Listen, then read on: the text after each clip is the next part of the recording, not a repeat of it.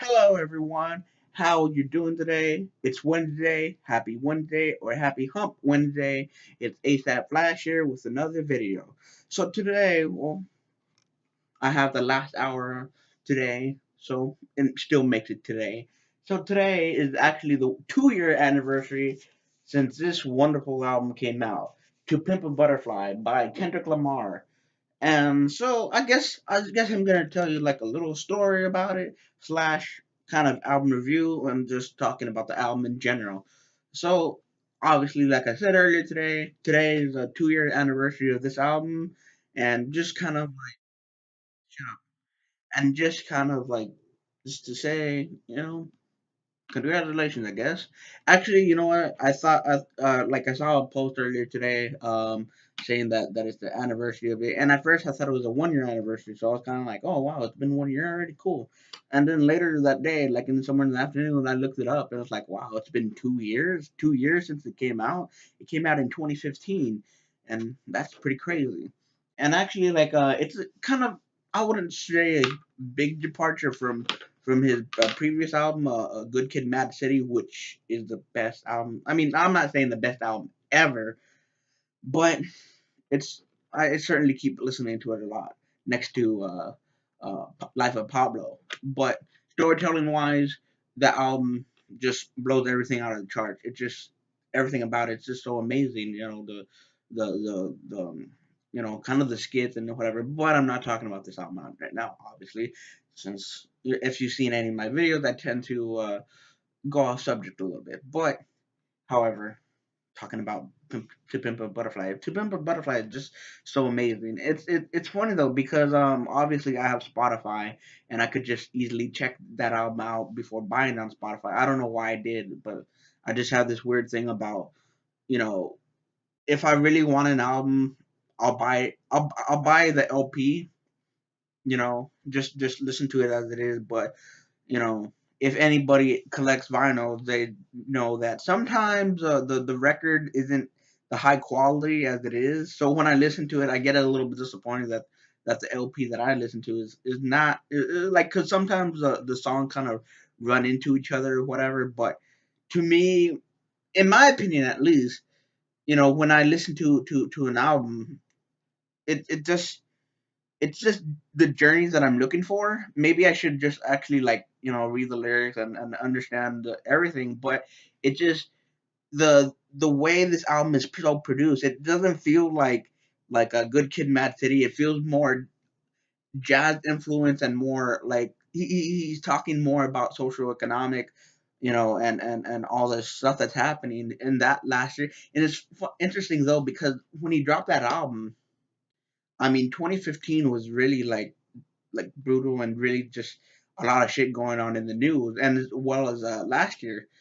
So when he dropped that album, it felt so kind of like a soundtrack to what was going on at the time. Not, I mean, I mean, granted, there were some turn up songs here. I mean, I'm not saying turn up necessarily like club bangers per se, but songs that are like positive, send a good message, but it just like all right, for example, like we gonna be all right. I mean, I just love that hook, that chorus. It just feels like uplifting and shit like that. And of course, there's other songs here where it's just you know because it feels like Kendrick recorded those songs in a dark place in a dark, time. So it just felt kind of like introspective and just kind of like, you know, uh, um, you know, sorry, just a little breather right there. Just kind of like, just not mad or sad, just kind of like, in a serious mode. And then of course in the last song, which is called Mortal Man, it just like how that song is edited is so amazing because he's having a conversation with Tupac.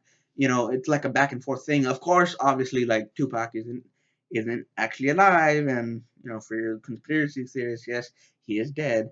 But it's just so interesting how like he's having a conversation with Tupac, and it just feels like an actual thing. I mean, sure, like I said, it's edited and everything, but it just how he's talking to him, it just feels like he's actually talking to him, and it's just so amazing. And obviously, like with that conversation right there, it feels like, you know, kind of uh, passing down the torch, so to speak, onto Kendrick to kind of like lead the way for the future generations. And I seen some posts that Kendrick is not the Tupac of this generation or whatever, but I think that's kind of ridiculous because I mean people have their own opinions, but it just like I would say he is because he has such a strong voice for the generation and granted like he might be saying a lot of the same things, but I mean, there's no such thing as complete originality. I mean, not 100% because what someone said before, they might have gotten some inspiration from it and then pass it on to the next person and so on and so forth. It's kind of like how legends and myths are made and created. It's like someone got inspired by someone what the person before them said and passed that on to generations. So I wouldn't say that's like not original, whatever. Anyway, I guess I've been kind of rambling on.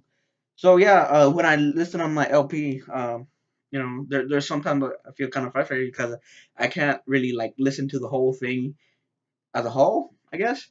But I guess at the same time, art is subjective. You know, whether you stream it, whether you listen to it on CD, whether anything,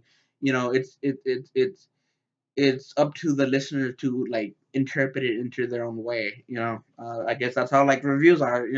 Every review is different. Not unless that the reviewer is like completely unoriginal and ripped off of someone else. But yeah, just I guess I got off topic a little bit. My bad. Um, that's basically it. What I have to say for the LP. It's a great LP. Although the one that followed the leftovers, I guess you could say that LP is pretty cool. Although they have it at Barnes and Noble, but my favorite LP of Kendrick has to be Good Kid, Mad City. I mean, maybe I need to listen to others, but I keep listening to that on repeat, and it's just so all the songs are great. It's a shame that he lost to Macklemore. It's kind of ironic though that he lost to Macklemore while Kendrick is still making music and being current. Macklemore just kind of fizzled out and whatever.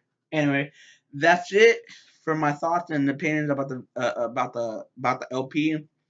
If you like this LP, please tell me what songs you like or disliked.